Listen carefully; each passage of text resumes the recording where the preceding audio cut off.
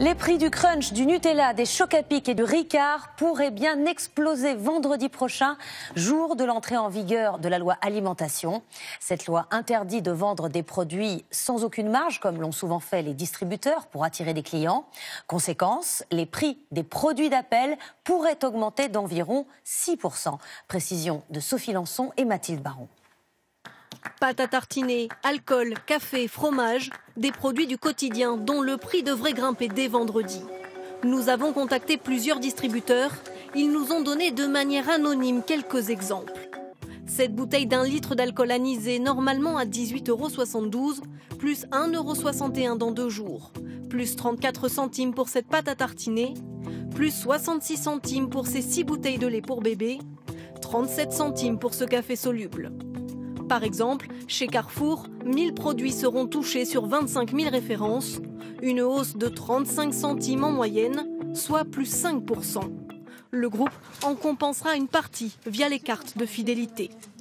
Nous, on a repéré 200 produits qui sont des produits très consommés par les familles. C'est sur ceux-là qu'on va mettre une prime parce qu'on considère que c'est ceux-là qui sont les plus achetés. La loi alimentation prévoit que les produits ne seront plus vendus à prix coûtant ou avec une marge inférieure à 10%. À l'avenir, cette marge sera forcément égale ou supérieure à 10%. Le pari du gouvernement, qu'avec cet argent récupéré, la grande distribution achète plus cher les produits aux industriels et qu'ensuite, les industriels rémunèrent mieux les producteurs. Nous avons des échos de négociations commerciales qui se passent mieux dans certains domaines. C'est le cas du lait, c'est le cas de la volaille. Ce n'est pas forcément le cas dans le domaine de la viande. Mais les associations de consommateurs se montrent sceptiques. C'est le bon vouloir. Il n'y a aucun mécanisme qui va imposer aussi bien aux grands distributeurs qu'aux industriels de faire revenir ce qui aurait été ponctionné auprès des consommateurs, de le faire revenir auprès des agriculteurs.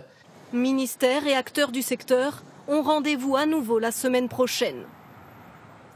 Le gouvernement et les distributeurs s'affrontent depuis des mois sur la loi alimentation.